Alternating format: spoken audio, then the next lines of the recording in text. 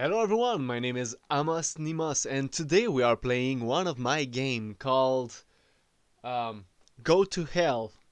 But it's that's what it's called. Yeah, that's the name of the game. Let's just open pico8 and you can do this as well. Pico8 ain't free by the way, so you have to buy it, but I highly recommend it because it's a console and you have access to so many game, and it's also an engine to make your own game. So you get like the package deal of a game making engine that allows you to program game and easily make your own game.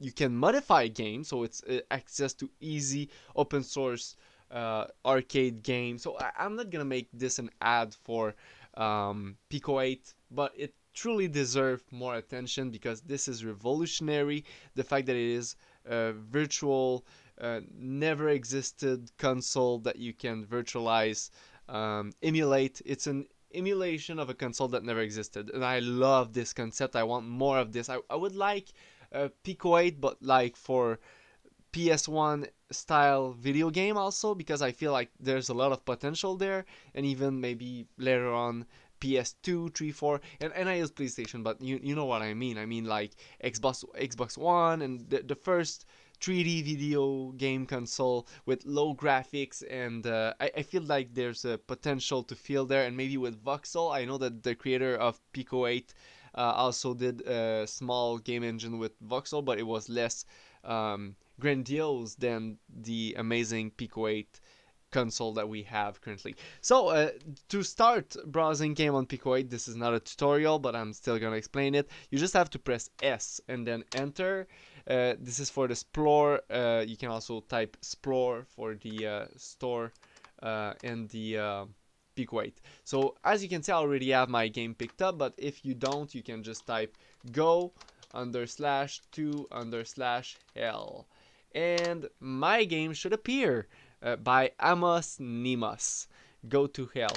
By the way, I made this game from another game, so I don't have the full 100% credit, but that's what Pico 8 is for. You can start from somewhere. You can take somebody else's project and make some changes, and now it's yours. Now it's your project.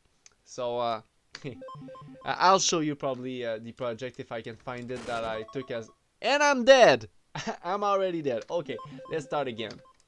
So this is heavily inspired by Downwell. I think that's the name of the game, and but it's really more difficult to play this game. This version, Go to Hell, is really difficult game. And yeah, each time you step on the ground, you get more ammunition, and you can keep falling. So it's really inspired in the color palette and all. But well, it's red, white, and black, and it's a game where you shoot bullets to jump, and you kill red enemies. So it's really inspired by Downhill, and that's why I started with from another project. I'm gonna try to find it right now, but I'm not sure I can find it. I'm not even sure how it was called. So yeah, if I just do a search for I think like whoa, okay, and I'm in the code for some reason. I want to escape the code and go back in the explore menu, and then I can maybe do a search. Let's try to do a search, and it's what, let's search down well, because that's the name of the game I was looking for as an inspiration, and that's the game I took to make my game. That's the original. I'm pretty sure of it. It's deeper. That's the original, and that's what it looks like. You can shoot bullets, break stuff, just like in Go to Hell, but it's different. There's no enemy, and in this game, the ground, you cannot land on it. If you touch the ground, you die, and that's pretty much it. So you need to not touch the ground, and you know, it's a very similar game, but I really prefer my version because, well, I made it. Why not? Um, Exit to explore. Go to Hell, and there's also this game. I'm not sure I've tried it. You know, that's Pico 8 for you. There's multiple games that you can try, and you know, just enjoy it, have fun. Um, okay, it's X to start a game. I'm this little buddy right there, and I can jump around. and I gotta go to places, do stuff. Okay, where do I need to go now? Okay, that's interesting. Oh, and I fell down. Okay, so you can switch from the spikes to the there's two color, the red and the blue, and yeah, and there's also the gray spike, which never change. So yeah, I can do that. I can do that probably. Let's try not to die, and I'm dead. Okay, that's interesting. That's it for today. I just wanted to show you my game in pico8, maybe show you the code for it. Go to hill, run cart, and then if I do escape, um, exit to explore, escape again, and now this is the code of the game. This is what it looks like in pico8, and if you want to take a look at the I'm gonna use the mouse. If you want to take a look at the sprite, those are the sprite. Those are the level and the music, the sound, the compilation for the music. This is the sound, and that's what it looks like. So yeah, there is. It's like I think it's in bytes maybe or kilobytes. I don't know, but the token count maybe no, it's in word count. So word? No, not word. It's symbols for each character. I think like I have 35,000 character, and the maximum is 8,000, so I'm good.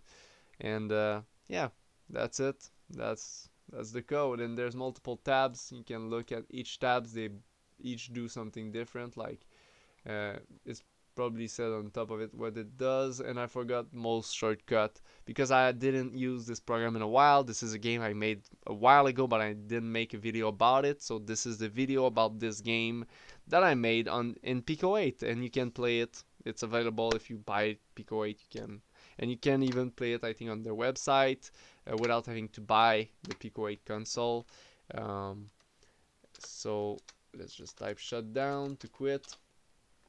And that's it for this video, folks. I hope you enjoyed it, and you can like, subscribe, tell me in the comment, do you prefer that I make video in French and English? I made both recently, and they're both unpopular, so no difference there.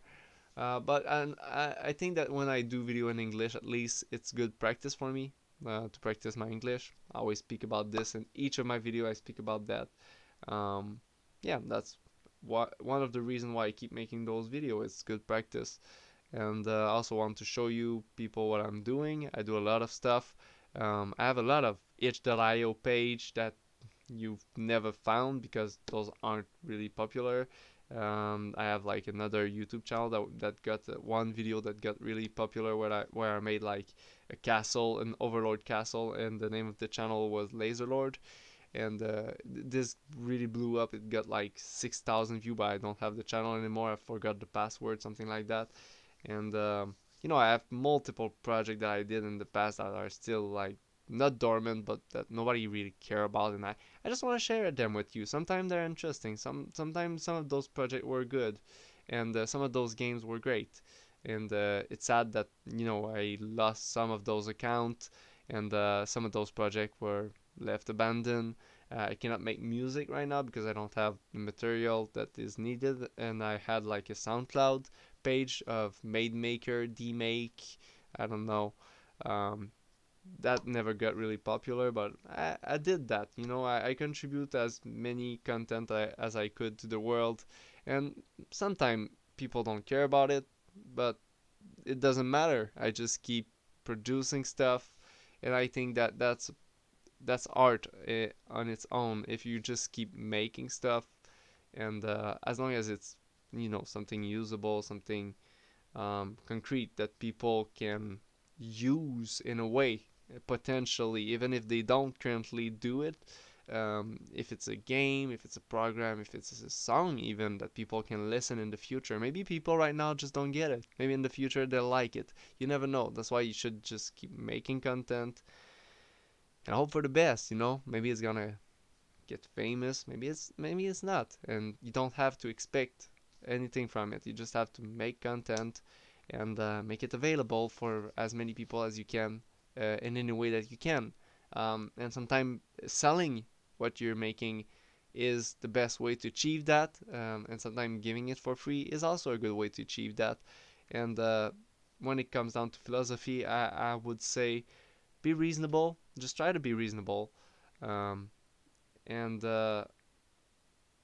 yeah, that's pretty much it. There's no indication on how to be reasonable, but yeah, don't ask too much for what you make. Don't ask too little for what you make either. I don't suggest that people would all work for free and make stuff for free. I just think that there's an equilibrium that we should all try to reach, and some people just try to get as much as they can, but that's not good either. And yeah, and that's it for this video, folks. Goodbye.